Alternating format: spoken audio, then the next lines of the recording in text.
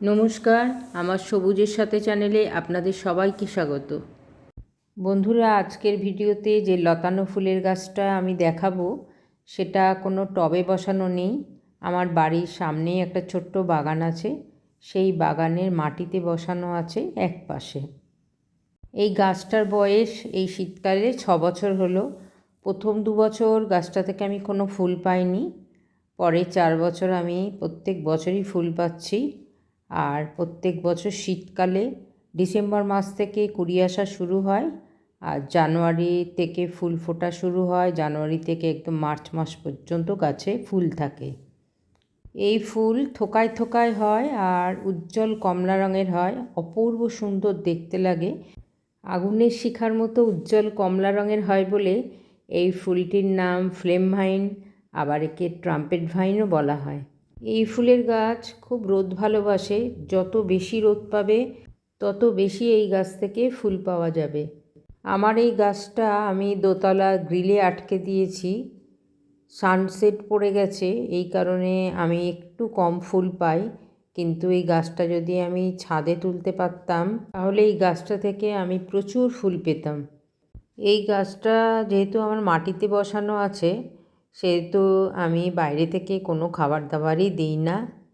আর বর্ষাকালে এই গাছটা আমি বসিয়েছিলাম, এই কারণে বর্ষার জলে এই গাছটা পুষ্ট হয়ে নিজে নিজেই বেড়ে গেছে। আর এই গাছটার বিশেষ কোনো যত্নই করতে লাগে না, তবে অন্যান্য গাছের সাথে আমি মাসে একবার পেস্টিসাইড আর একবার ফাঙ্গিসাইড এই গাছটাতেও আমি স্প্রে করে দিই। যেহেতু আমার দোতলা গ্রিলের সাথে আটকানো আছে, সেহেতু বারান্দায় দাঁড়িয়ে স্প্রে করতে আমার কোনো অসুবিধাই হয় না। টবে যদি কেউ এই গাছ বসাতে চান তো আমার মনে হয় টবটা একটু বড় নেওয়াই ভালো, কেননা যেহেতু লতানো গাছ, পর্যাপ্ত পরিমাণে মাটি না থাকলে এই গাছ শেকড়ও ছড়াবে না আর সেভাবে বাড়বেও না। এই গাছ কিন্তু খুব তাড়াতাড়ি বাড়ে, এই কারণে মাটি সবচেয়ে ভালো। মাটিতে কোনো যত্নও লাগে না, গাছ তার নিজের প্রয়োজন মতো খাবার দাবার নিজেই সংগ্রহ করে নেয়, যেটা আমার গাছের ক্ষেত্রে হয়েছে।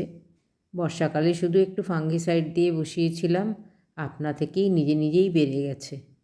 আপনাদের বাড়ির সামনে যদি কারোর জায়গা থাকে আর পর্যাপ্ত সূর্যের আলো থাকে, তাহলে আমি বলবো এই গাছ অন্তত একটা এনে বাড়ির এক পাশে লাগান। দেখবেন শীতকালে সিজন ফ্লাওয়ার না থাকলেও এই ফুলের গাছ আপনাদের বাড়ি আলো করে রেখে দেবে। তো বন্ধুরা, আজকের ভিডিওটা এখানেই শেষ করছি। ভিডিওটা ভালো লাগলে একটু লাইক করবেন, শেয়ার করবেন, আর গাছ সংক্রান্ত কোনো প্রশ্ন থাকলে সেটাও কমেন্ট করে জানাবেন, আমি নিশ্চয়ই উত্তর দেব। আপনারা সবাই ভালো থাকবেন, সুস্থ থাকবেন। নতুন বছর আপনাদের খুব ভালো কাটুক। আবার দেখা হবে পরবর্তী কোনো ভিডিওয়ে। নমস্কার।